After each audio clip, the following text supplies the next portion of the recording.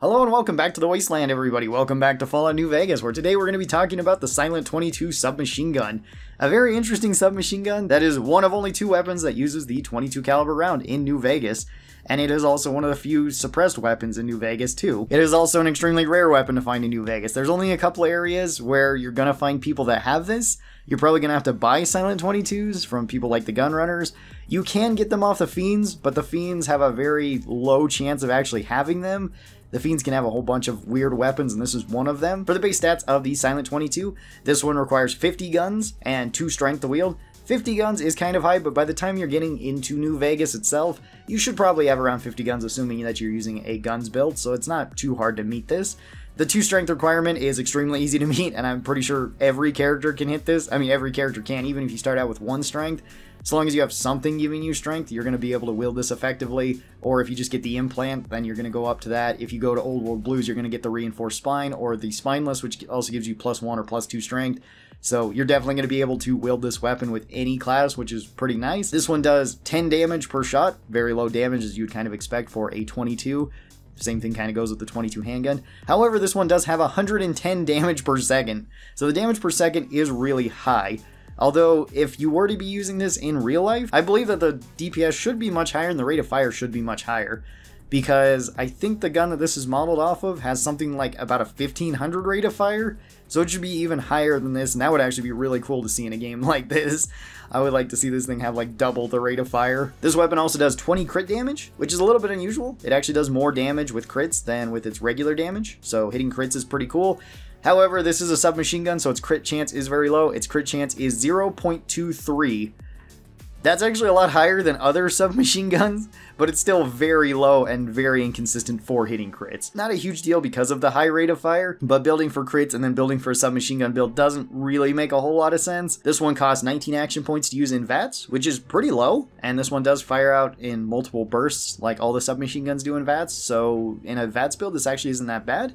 This one holds 180 rounds in it, unless you get the mod on it, which I guess we can talk about the mod now because the mod is only for extra ammo, and that makes it so your modded version of your Silent 22 goes up to 240 rounds in it. And I still actually don't think that that's the actual amount of ammo that this gun holds in real life either. I think it's actually like 360 is the normal, or maybe 240 is the normal, and 360 is basically like the larger version of it. So potentially we're even getting shortchanged on the actual amount of ammo you can have in this, funny enough. This one does weigh 8, so it is pretty hefty, as you would kind of expect. It is a pretty bulky little submachine gun, and this one has 1000 health to it, which is pretty good. Submachine guns and full auto weapons tend to have a lot of health overall, and you kind of need that with the high rate of fire because it can break the weapon fairly quick. For the general pros of this weapon, it does actually have pretty high damage per second, which is nice, and it does have an extremely large magazine. Those are the two major pros of this weapon. It takes a long time to run out of bullets, and it does do pretty good consistent damage towards enemies so long as they don't have armor. For the general cons of this weapon though, it does do very low damage. The low damage doesn't help against armored enemies. The 22 bullet also doesn't help against armored enemies, and we'll talk about in a second when we get to the actual ammo, because you don't have any armor penetration whatsoever with 22. So it's just whatever we're dealing with. So dealing with something like geckos or mole rats or light armored enemies, this one works fantastically well against them.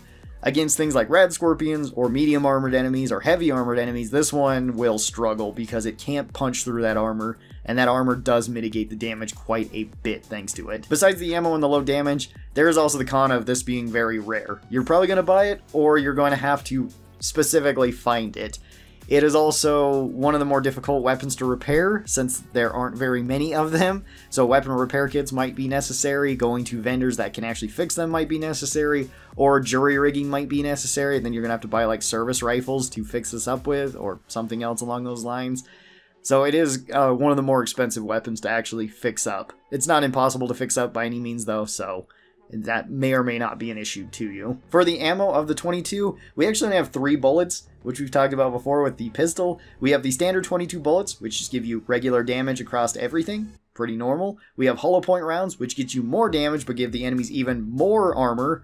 So this one's even better against light armored enemies like geckos and barely armored people. But against heavy armored enemies like, say, giant rad scorpions, yeah, the Silent 22 is not going to be doing basically anything to them. It's going to be doing very, very little. And then you also have the plinking rounds as your third option. Plinking rounds you have to buy in bulk, and these ones make it so you do less damage with the Silent 22, but you also break your weapon slower. So it can be kind of useful, and it can be useful in the early game, as well as 22 bullets kind of have their own issue of being fairly rare for vendors to sell at least a large quantity of them. You're probably going to have to go to like the Great Khans to buy a bunch of them. They tend to sell a decent amount at least. If you plan on running and using just the 22s throughout the game, then grabbing them at Chet's place can be kind of useful because he'll usually sell plinking rounds in bulk. 22s are kind of awkward. So long as you have bullets, they're actually pretty good, but actually finding the bullets is a little bit more rare. So for an overall rating for both the modded version of the submachine gun and the regular submachine gun, I would put this into C tier on our tier list. It is still a submachine gun. Its damage per second is still really good, and it can be really, really useful against certain enemy types. Like, it can absolutely shred Khazadors since they don't have armor. You don't need that. You just need a high rate of fire. Just spray at the wings and you'll break them, no problem. So it does actually have a pretty useful little niche there. But against big enemies, against stronger enemies, enemies that have armor, enemies that have high health pools, the Silent 22s, both the pistol and the submachine gun, kind of fall apart there. I also wish the Silent 22 was a sneak-in weapon. Sadly, it's not. The pistol is, but the submachine gun isn't. And this does have a suppressor on it, too. I probably should have included that with the cons. Or the pros, sorry, not the cons.